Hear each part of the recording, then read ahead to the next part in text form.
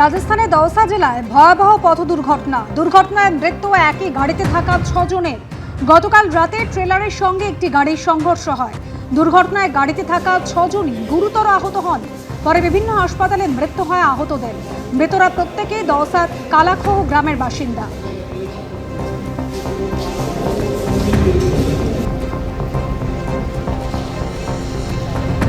বিভিন্ন প্রকল্পের বর্ধিত ভাতা যদি দিতে পারে রাজ্য সরকার, তাহলে ডিএ দিতে এত অনীহা কেন? এছাড়াও তাদের আরো বক্তব্য, ডিএ মামলা এখন আর বিচারাধীন নয়, সুপ্রিম কোর্ট রায় ঘোষণা করেছে।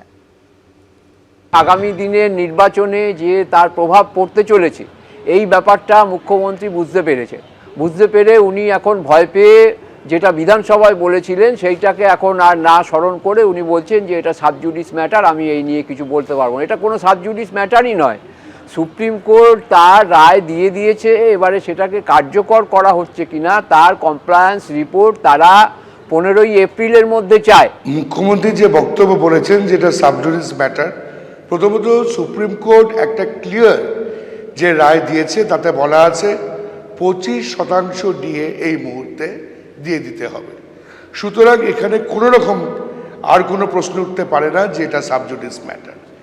দ্বিতীয়ত যে বিষয় সেটা হচ্ছে সরকার এত রকমের ভাতা দিচ্ছেন বেকার যুবক যুবতীদের বা অন্যান্য ভাতা, তাহলে মহার্ঘ ভাতা দিতে অসুবিধে কোথায়? ভাতা বৃদ্ধি কিংবা বকেয়া ডিএ কোনটা বিধানসভা ভোটে বড় ফ্যাক্টর হতে চলেছে তা নিয়েও সরগরম রাজনীতি চলছে, রাজনৈতিক চর্চা। যে কথা মুখ্যমন্ত্রী বিধানসভায় বলেছিলেন এইসব ভাতা ইত্যাদি সম্পর্কে, সেটাও একটা ডাহা মিথ্যা। ডিএর কথা তো ছেড়েই দিন, ডিএ এতদিন ধরে এই যুদ্ধের পরে প্রায় 14 বার মুখ্যমন্ত্রীর দল বা মুখ্যমন্ত্রীর যে সরকার তারা সময় নিয়েছে বিভিন্ন প্রিটেক্সটে।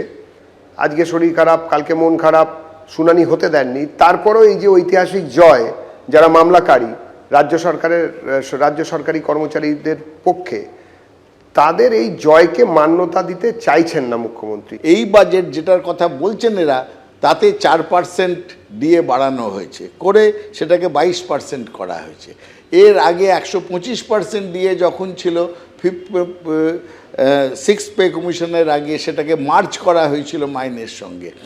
আজকে যে 4% বাড়ছে, সেটা যদি মান্থলি হিসেব করেন অ্যাভারেজে, সেটা খুব একটা কম নয়, সেটা বেশ অনেকটা। আজকে এই লক্ষ্মীর ভাণ্ডারে 500 টাকা বাড়ানোর থেকে দেখা যাবে এফেক্টিভলি বেশি সেইটা। এদিকে নির্বাচন কমিশন এবং রাজ্য সরকারের সংঘাত কিন্তু একেবারে চরমে উঠেছে। 3 তারিখ মমতা বন্দ্যোপাধ্যায় ইঙ্গিত দিয়েছিলেন, আর গতকাল অভিষেক বন্দ্যোপাধ্যায় স্পষ্ট জানিয়ে দিলেন জ্ঞানেশ কুমারের বিরুদ্ধে ইমপিচমেন্টের প্রক্রিয়া ইতিমধ্যেই শুরু হয়েছে, জানিয়ে শুরু হলো রাজনৈতিক চাপানুতরো। চরমে নির্বাচন কমিশন ও পশ্চিমবঙ্গ সরকারের সংঘাত। সপ্তাহখানেক আগে দিল্লি সফরে জ্ঞানেশ কুমারের বিরুদ্ধে ইমপিচমেন্ট প্রস্তাব নিয়ে ইঙ্গিতপূর্ণ মন্তব্য করেছিলেন মমতা বন্দ্যোপাধ্যায়। আর মঙ্গলবার অভিষেক বন্দ্যোপাধ্যায় স্পষ্ট জানিয়ে দিলেন ইমপিচমেন্টের প্রক্রিয়া ইতিমধ্যেই শুরু হয়েছে।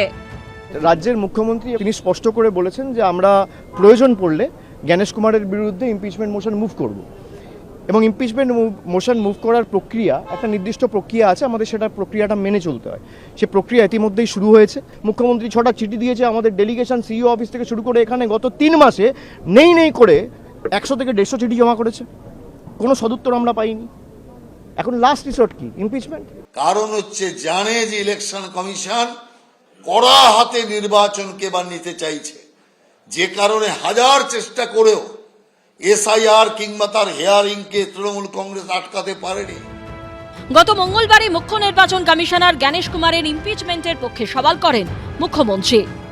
Mr. Rahul Gandhi has been repeatedly saying that a retrospective law will be brought to take action against the current CEC and the other election commissioners. Do you support what he's saying, that a law can be brought in the future to take action against the CEC and the other election commissioners? Number हमारा नहीं है, लेकिन impeachment भी हो सकता है ना, provision तो है, रिकॉर्ड तो हो जाएगा। अगर ऐसा कुछ वो करते हैं तो हम भी हमारा पार्टी को एमपीज को कॉन्फिडेंस में लेके डिस्कस करके, हम लोग तो जब कोई पब्लिक इंटरेस्ट में होता है हम सब इकट्ठा होकर ही काम करते हैं, उसमें हमारा कोई एतराज नहीं है। শুধু তাই নয়, সূত্রের খবর মুখ্য নির্বাচন কমিশনার জ্ঞানেশ কুমারের বিরুদ্ধে ইমপিচমেন্ট প্রস্তাব আনতে আলোচনা শুরু করার জন্য দিল্লি সফরে থাকাকালীন সংসদীয় দলকে নির্দেশ দেন তৃণমূলের চেয়ারপারসন মমতা বন্দ্যোপাধ্যায়। সিনিয়র সাংসদদের এ বিষয়ে তোড়জোড় শুরু করতে বলেন। এর মাত্র 7 দিনের মাথায় অভিষেক বন্দ্যোপাধ্যায় স্পষ্ট করে দিলেন তৃণমূলই ইমপিচমেন্ট মোশন আনতে চলেছে। এর আগে প্রয়োজনীয় সংখ্যা না থাকলেও মুখ্য নির্বাচন কমিশনারের পদ থেকে জ্ঞানেশ কুমারকে অপসারণ বা ইমপিচমেন্টের প্রস্তাব আনা নিয়ে সক্রিয় হয়েছে কংগ্রেস। এ নিয়ে আলাপ আলোচনাও শুরু করেছিল তারা। আমাদের সাংসদরা যারা লাইক মাইন্ডেড পার্টিজ আছে, ইন্ডিয়া অ্যালায়েন্সের যারা শরিক, সবার সাথে কথা বলছে। আমরা তো প্রথমে জ্ঞানেশ কুমারের বিরুদ্ধে ইমপিচমেন্ট মোশন আনিনি, আমরা তো 3 মাস আগেও আনতে পারতাম। কংগ্রেস বলেছিল আনার কথা, আপনাদের মনে আছে। আমরা প্রত্যেকটা এভিনিউ এক্সপ্লোর করেছি, আমরা গেছি, বৈঠক করেছি, প্রতিবাদ করেছি। আমরা তো চাইছি যে তারা যদি সত্যি আগ্রহী হয় তাহলে সে প্রস্তাব নিয়ে আসছে না কেন, সে প্রস্তাব আনার চেষ্টা করছে না কেন। সেই প্রস্তাব আনার আগে মুখ্যমন্ত্রী মমতা ব্যানার্জি জ্ঞানেশ কুমারের সঙ্গে দেখা করে কি করে এলেন সেখানটায়, সেটা তো আমাদের জানা দরকার। জ্ঞানেশ কুমার কোথায় কোথায় ত্রুটি বিচ্যুতি করেছে সেটা আপনারা বলছেন, কোর্টে সেটা প্রমাণ করুন। অভিষেকবাবু রাজ্যের খুব বড় নেতা, মানে তৃণমূলের 8 লাখী নেতা, ফলে উনি ইমপিচমেন্টের কথা যদি ভাবেন এবং বাকিদের সঙ্গে আলোচনা করেন, বাকি বিরোধী দলগুলোর সঙ্গে আলোচনা করতে অপরাধ কি? উনি করবেন আলোচনা। যদিও তারা তারপর বলতে পারে যে আচ্ছা বিজেপির বিরুদ্ধে কখনো কোনো কথা আসলে ওম বিড়লার বিরুদ্ধে, তখন তো আপনি থাকেন না মশাই, সেটা উত্তর উনি দেবেন। এবিপি আনন্দ, এগিয়ে থাকে, এগিয়ে রাখে।